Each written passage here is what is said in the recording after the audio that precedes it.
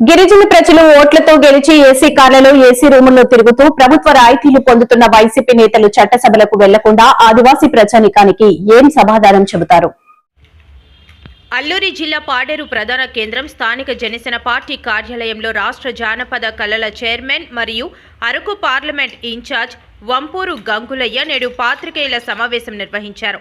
ఈ సందర్భంగా ఆయన మీడియాతో మాట్లాడుతూ రాష్ట్ర విభజనలో రాష్ట్రానికి రావాల్సిన మౌలిక వసతుల కల్పనలో వైసీపీ నిర్లక్ష్యం కారణంగానే రాష్ట్రం నష్టపోయిందని ఆయన ఆరోపించారు. ప్రధానంగా జీవో నెంబర్ 3 జోన్ 1లో ఉండాల్సిన పాడేరు జోన్ 2 వెళ్లిపోవడానికి వైసీపీయే ప్రధాన కారణమని, దీనిపై వైసీపీ నేతలు ఎందుకు ప్రశ్నించడం లేదంటూ ఆయన ఎద్దేవా చేశారు.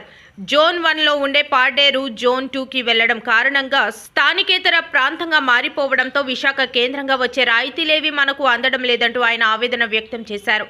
ఇదే సమస్యపై తమ అధినేత పవన్ కళ్యాణ్ దృష్టికి తీసుకువెళ్లామని, తద్వారా కూటమి ప్రభుత్వం ద్వారా జోన్ 1లోకి మార్చే ప్రయత్నాలు చేస్తున్నామని వంపూరు గంగులయ్య తెలిపారు. గత వైసీపీ పార్టీ తప్పిదాల కారణంగా గిరిజన అభివృద్ధి చిన్నాభిన్నమైందని, రానున్న ఎన్నికల్లో సైతం ఏజెన్సీలో పట్టున్న వైసీపీ తుడిచిపెట్టుకుపోతుందంటూ జోస్యం చెప్పారు.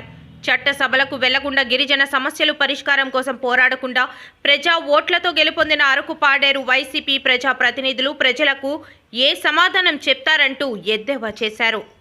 ప్రజాప్రతినిధులు ప్రజల యొక్క ఆలోచనకు విరుద్ధంగా ఏ ప్రజలైతే నమ్మి వాళ్ళకి ఓటేసి గెలిపించారో, రాష్ట్రమంతా ఒకవైపు ఉంటే మరి అరకు పాడేరు మరొక వైపు ఉండే పద్ధతిలో ఆలోచన చేసి ప్రజలు మరి ఆ వాస్తవాలు గ్రహించే దాంట్లో ఆలస్యమైనప్పటికీ కూడా వాళ్ళకి ఓటేసి గెలిపించిన దాంట్లో మరి సఫలమయ్యారనే విషయాన్ని తెలియజేస్తున్నాము. కానీ ప్రజలు ఆ రకమైన ఆలోచన విధానంతో ఓటేసి గెలిపిస్తే ఈ రోజు చట్టసభలకు వెళ్లకుండా ఈ రోజు గిరిజన ప్రజల యొక్క మనోభావాల్ని దెబ్బతీస్తున్నట్టు అరకు పాడేరు ఎమ్మెల్యేలు ప్రజలకు ఏం సమాధానం చెప్తారో మేము నిలదీస్తా ఉన్నాం.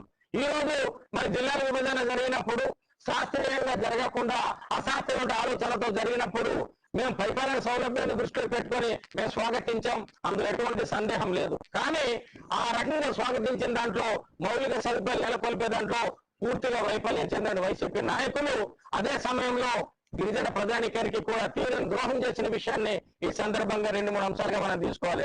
ఒకటి, జీవో నెంబర్ 3 మీద వాళ్ళు చేసిన ద్రోహం యావత్ జాతికే జరుగుతున్న నష్టంలో ప్రధానమైనటువంటి అంశమని సందర్భంగా తెలియజేస్తూ ఆ జీవో నెంబర్ 3 పునరుద్ధరించడానికి కూడా సాంకేతిక కారణాలతో కోర్టుల పొద్దున కొట్టవేయకూడదనే దాంతో మేము నిపుణుల బృందాన్ని ఒక ఐఏఎస్ అధికార ఆధ్వర్యంలో బృందాన్ని ఏర్పాటు చేసి వాళ్ళు కూడా అభిప్రాయ సేకరణ చేస్తూ మరి ఆ అభిప్రాయ సేకరణ మేరకు జీవో నెంబర్ 3 పునరుద్ధరించడమా లేదనుకుంటే దానిలో ప్రత్యేక జీవో తీసుకురావాలనే ఆలోచన ఒకవైపు చేస్తూ ఉంటే, అదే సమయంలో జిల్లా విభజన సమయంలో మనం జోన్ 1 పరిధిలో ఉండేవాళ్ళం. పాడేరు డివిజన్ అరకు పాడేరు 2 నియోజకవర్గాలు జోన్ పరిధిలో ఉండేవాళ్ళం. జోన్ పరిధిలో ఉన్నప్పుడు జిల్లా విభజన చేసేటప్పుడు ఈ వైసీపీ ప్రభుత్వం మరి అనాలోచనల కారణంగా జోన్ 2లోకి మనకు మార్చడం వల్ల విశాఖపట్నానికి మనం స్థానికేతరులు అయ్యాం.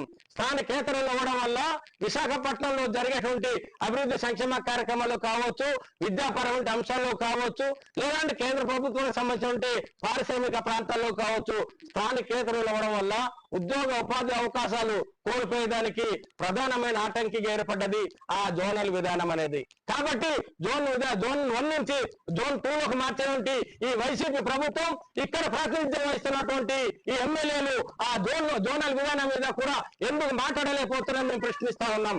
చట్టసభలో వెళ్ళి మాట్లాడితే పరిష్కారం అయ్యే అవకాశం ఉంది. కానీ చట్టసభలకు వెళ్ళరు, ప్రభుత్వం తాలూకు రాయితీలు పొందుతారు, ప్రజల యొక్క విశ్వాసానికి విరుద్ధంగా నడుచుకుంటారు. ఇదేనా ప్రజాప్రతినిధికి ఉండాల్సిన లక్షణం అని చెప్పేసి నేను ఈ సందర్భంగా ప్రశ్నిస్తా ఉన్నాం.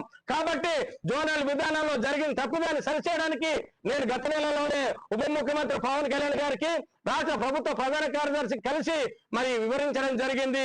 జోన్ 2 నుంచి జోన్ 1లోకి మార్పులు చేయడానికి కావాల్సిన ఏర్పాట్లు చేయడం జరిగింది. త్వరలోనే ఆ సాధన కూడా మేము చేస్తామని కూడా ఈ సందర్భంగా తెలియజేస్తా ఉన్నాం. ఏదేమైనా కూడా వైసీపీ చేసిన తప్పిదాల వల్ల గిరిజన ప్రాంతానికి సంబంధించిన వ్యవస్థలన్నీ కూడా చిన్న భిన్నం అయిపోయింది.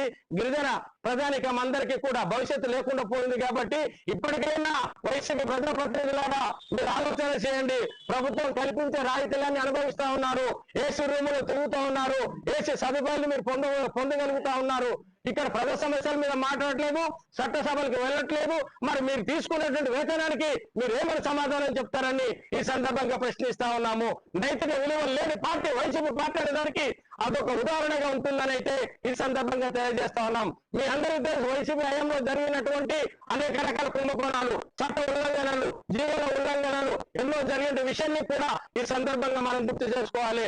అదే విధంగా మన జరిగినట్టు ఏదైతే హైడ్రో పవర్ ప్రాజెక్టు విషయంలో కూడా వైసీపీ చేసిన నేరం, ఘోరం, పాపం ఈ రోజు గిరిజన ప్రాంతానికి వెంటాడుతున్న విషయాన్ని మనం గుర్తుంచుకోవాలి. జీవో నెంబర్ మీద చేసిన పాపం ఈ రోజు గిరిజన జాతికి శాపంగా మారిన విషయాన్ని మనం గుర్తుంచుకోవాలి. జోనల్ విధానంలో వాళ్ళు చేసిన పాపం ఈ రోజు గిరిజన ప్రాంతానికి వెంటాడుతున్న విషయాన్ని గుర్తుంచుకోవాలి. ఇన్ని నేరాలు, ఘోరాలు, పాపాలకి పాల్పడేటువంటి మీరు మరి ఏ రకంగా గిరిజన ప్రజానికానికి సమాధానం చెప్తారని ఈ సందర్భంగా నేను ప్రశ్నిస్తా ఉన్నాను. కాబట్టి ఇప్పటికైనా మీరు పశ్చాత్తాపడండి, ప్రజల క్షేమపడ కోరుకోండి, చట్టసభలకు వెళ్ళండి, మీ తప్పులు సరిదిద్దుకునే ప్రయత్నం చేయండి.